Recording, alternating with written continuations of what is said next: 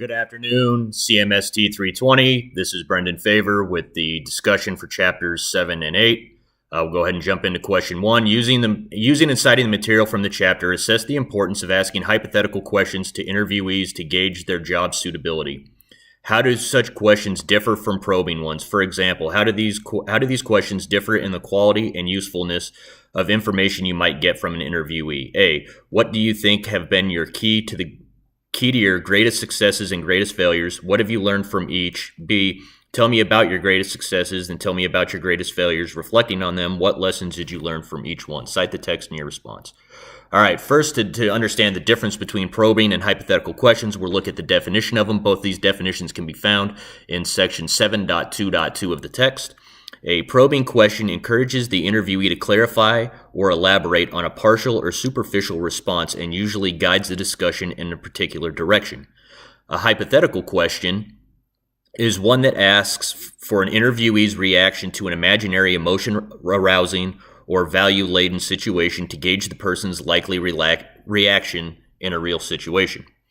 All right, the main difference I see between these two is that probing questions are more guided, they're more direct, and they're more structured. As far as what the answers should be and how long they should take to answer, they usually have a wrong or right answer. So with probing questions, they're going to be more directed, more guided. They're going to be leading you down a path, kind of what they want. It's going to be not as long of a response. It might be close-end questions where they're just yes or no answers, or they just require a little bit of elaboration. With hypothetical questions, you are presenting a situation. The response will vary. There isn't really a wrong or a right answer, and the time it takes could take 30 seconds or 5 minutes. It just depends on the person. So with that said, is a hypothetical question, it's going to be presenting a scenario, and depending on the components of that scenario or situation, and of course the person, it's going to vary in time. There's not really a right or wrong answer. It's more of a what would you do or how would you react in this scenario. And so that's really the difference between them. I feel that a mix of questions should be used in an interview and not one or the other. I feel that hypothetical questions hold more value because they put the interviewee on the spot. They can't rehearse the answers, and I feel it gives a much better idea to the character of that person. Versus with the close-end questions or the probing questions, a lot of those are going to be kind of like generic style questions, so you can kind of rehearse your answers beforehand and give the response that you feel the interviewer wants. Versus with a situational question or a hypothetical question, it's going to be more of on the spot, on the fly, this is what I would do type of a deal.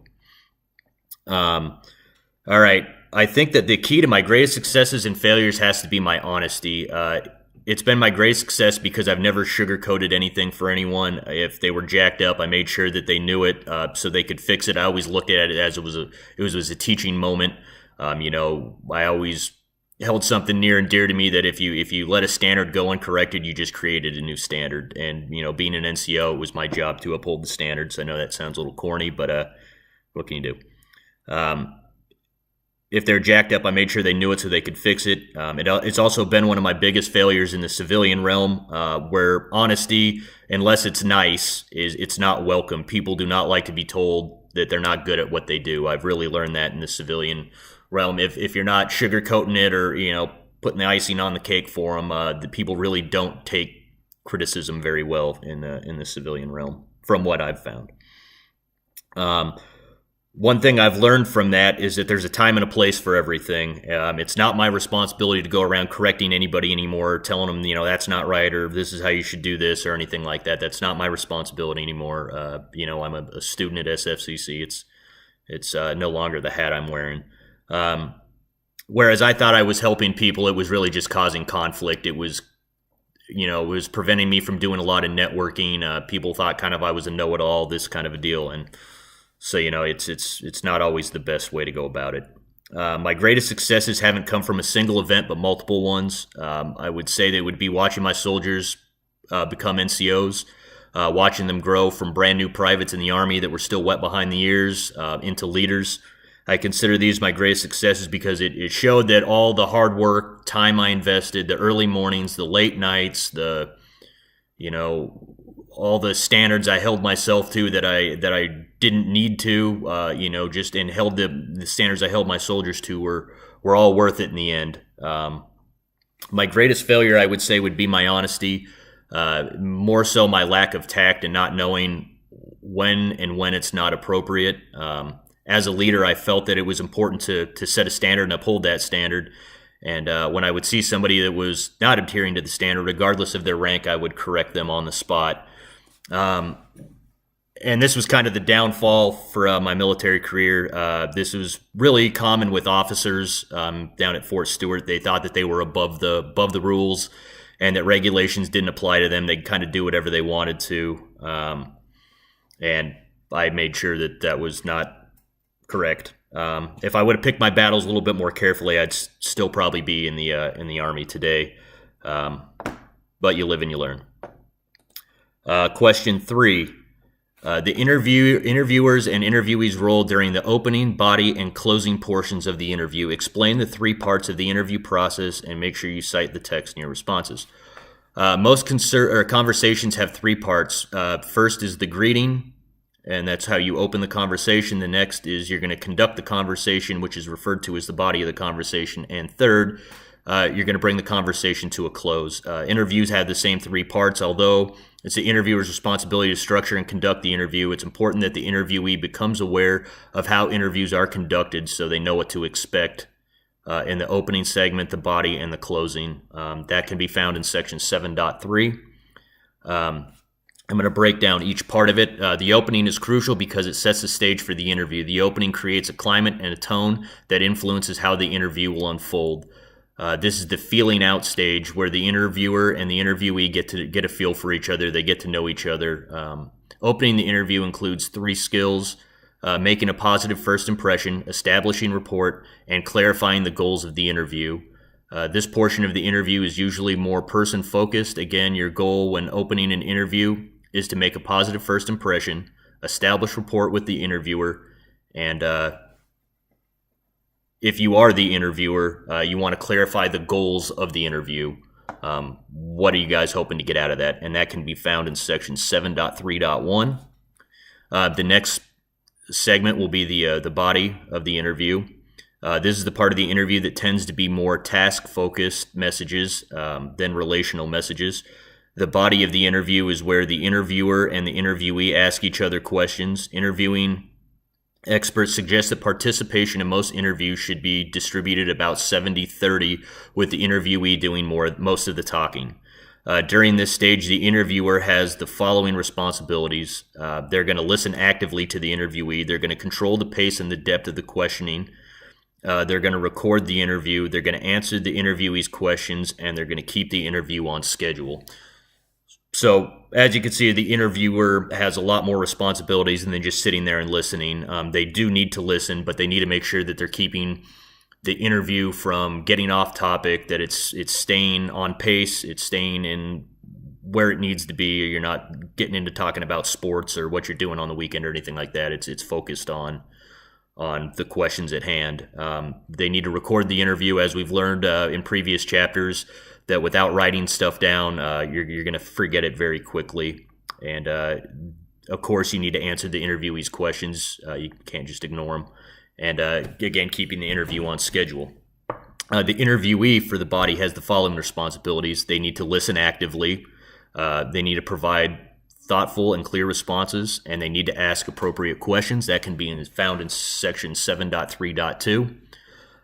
Again, a lot of the same things when you're going to an interview. You want to make sure you're paying attention. You don't want to be on your cell phone. You don't want to, be checking text messages or anything like that, or Facebook. You just want to be paying attention. You want to think your answers through carefully and respond. The closing is going to be the last part. The closing interview tends to focus more on relational rather than task-related messages. Closing the interview requires 4 tasks. You're going to review and summarize the interview, what you just talked about.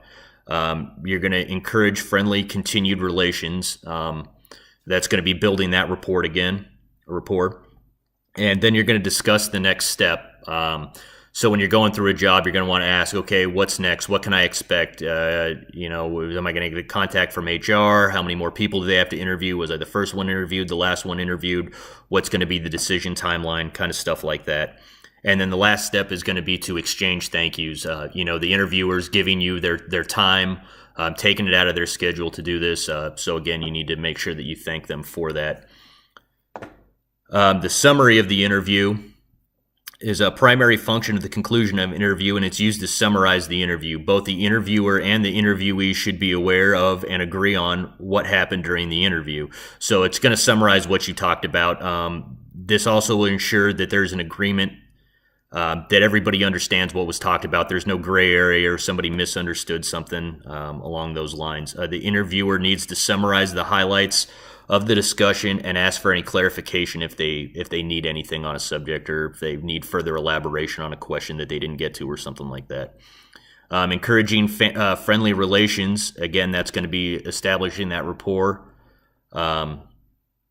We went over next step already. That's, again, going to be finding out the decision will be made and how applicants will be notified. And, of course, the exchange of thank yous is pretty self-explanatory. All right, moving on to Chapter 8, Question 1.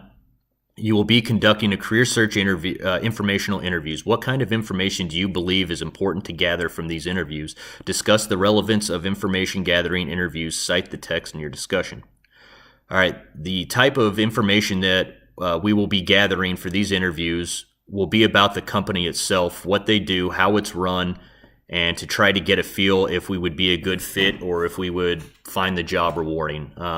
Just because we have an idea about a company, it always goes back to like people, watch these TV shows like NCSI or something like that.